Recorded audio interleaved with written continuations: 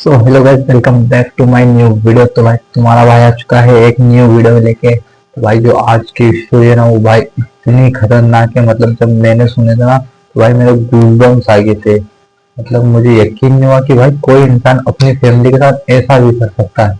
तो भाई ये स्टोरी है, मेरे एक दोस्त है आरव जो कि इंदौर में रहता है। और भाई यहाँ से करीब आधे घंटे का रास्ता है मेरे यहाँ से। इंदौर मतलब हमारे पास ही पड़ता है। तो उसकी ये स्टोरी है। तो इंदौर में ना आरव उसकी फैमिली के साथ रहता है, जिसमें उसके पापा, मम्मी और उसकी एक छोटी बहन है जानवी, और उसके अंकल जिनका नाम है रघुवीर। तो ये जो इसके अंकल होते हैं ना रघुवीर, इनकी ना शादी वगैरह नहीं होती है काफी समय तक। मतलब शादी वगैरह नहीं होती है। तो उसके जो दादाजी रहते हैं आरव के, वो ना सारी प्रॉपर्टी उसके पापा के नाम कर देते हैं, आरव के पापा के नाम पे, कि इसके तो बच्चे वगैरह है तो इसको ज्यादा ही जरूरत लगेगी। और इसके तो कोई बच्चा वगैरह, मतलब इसका कोई वारिस नहीं है, तो इसे प्रॉपर्टी की क्या ही जरूरत। तो उन दोनों के बीच में ना आए दिन लड़ाई झगड़े होते थे, उन उसके और उसके बड़े भाई के बीच में, मतलब रघुनाथ और उसके आरव के पापा के बीच में, कि प्रॉपर्टी मुझे दो मुझे दो। लेकिन भाई उसके पापा के नाम पे थी और उसके पापा नाम से कर नहीं रहे थे, कि इसे क्या ही जरूरत है प्रॉपर्टी की। और भाई सही बात है यार, जब उसका कोई वारिस नहीं है तो उसे जमीन की भी क्या जरूरत, प्रॉपर्टी की भी क्या जरूरत। तो एक ना लड़ाई इतनी ज्यादा बढ़ जाती है, इतनी ज्यादा बढ़ जाती है कि ये इसका जो भाई रहता है रघुवीर, ये ना गुस्से में घर छोड़ के चला जाता है।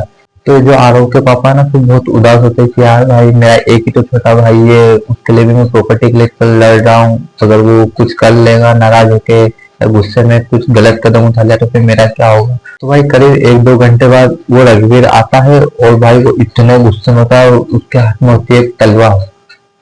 भाई तलवार, मतलब तलवार लेकर आया वो आता है। और उसका भाई बोलता है कि भाई आज रुक जा, अपन बैठ कर बात करते। वो भाई कुछ भी नहीं सुनता, और तलवार लेता है और उसके पापा की गर्दन अच्छे से काट देता है। भाई उसके पापा को वही खून की धार चल रही थी, मतलब खून ही खून बह रहा हो। भाई उसके पापा ऑन द स्पॉट वही मर जाते हैं, वही उनकी डेथ हो जाती है। इतने फिर आरव की मम्मी आती है, आरव की मम्मी बोलती है तुमने क्या करा, मेरे पति को मार जाइए। वो भाई उसने बिना सोचे समझे तलवार उठाई और उसकी मम्मी को यहाँ से तलवार आर पार कर दी।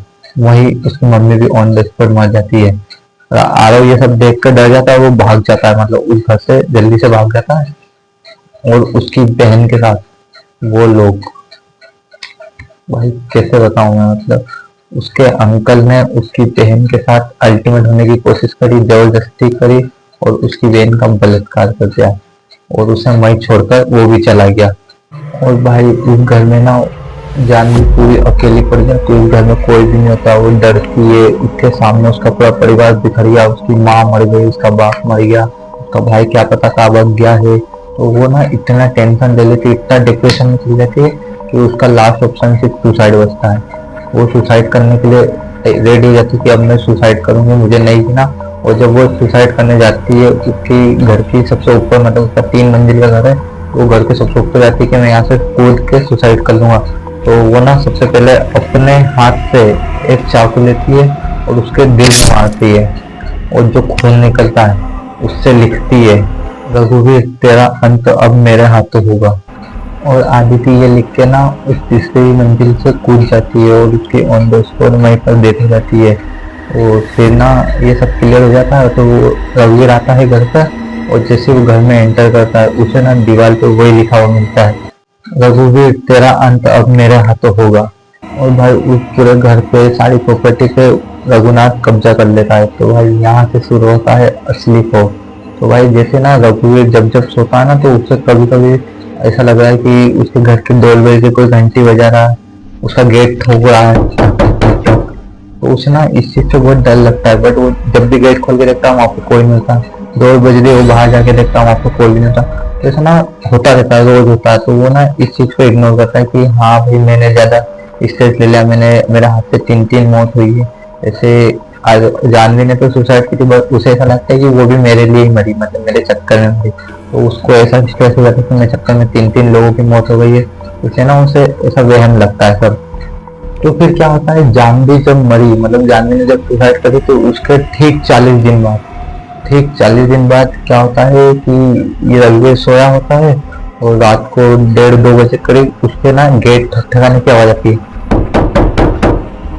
तो इसकी ना हल्की सी नींद खुलती है, बाकी इसे ना वो एहम लगता है कि हाँ मेरा वहम होगा, कोई बजा रहा होगा, तो फिर लगातार बजा दे टक टक टक टक टक टक। तो वो सोचता है कि यार एक बार गेम हो सकता है, 2 बार गेम हो सकता है, बाद में कैसे होगा। तो वो उठता है, गेट खोलता है, तो गेट के बाद कोई भी नहीं होता। तो बोलता अरे मैंने भी कहा नींद खराब करी, ये तो वहम है मेरा, कोई भी नहीं है। तो वो जैसे गेट लगाता है, वो जैसे ही पलटता भाई इसके बेड के ऊपर जानवी खड़ी है, तो वो वहीं पे फ्रीज हो जाता है। तो जानवी धीरे धीरे इसके पास आती है, कदम बढ़ाती है।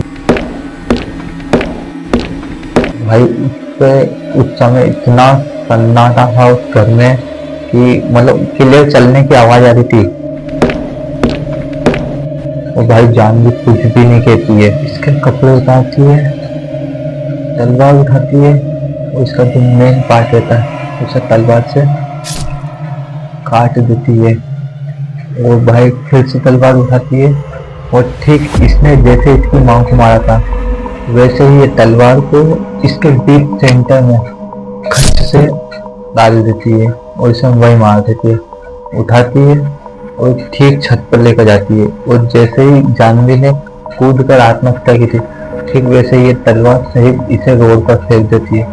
पूरा रोड पे खून ही खून हो जाता है, और ये वहीं मर जाता है। उस जगह मरता है जहाँ ये इसकी लाश पड़ी होती है, ठीक उसी के पास लिखा होता है मेरा बदला पूरा हुआ। तो भाई ये थी आज की स्टोरी। पसंद आए तो लाइक कमेंट शेयर और सब्सक्राइब। और भाई ये मेरे दोस्त आरव ने मुझे सुनाई है, और मुझे सुनकर भाई यकीन तक नहीं होता कि उसके अंकल ने उसकी फैमिली के साथ ऐसा किया। और आरव भाई, आरव का भी कोई है नहीं, वो उसकी बुआ के साथ दिल्ली में रहता है। मिलते हैं बहुत जल्द नेक्स्ट वीडियो में, तब तक के लिए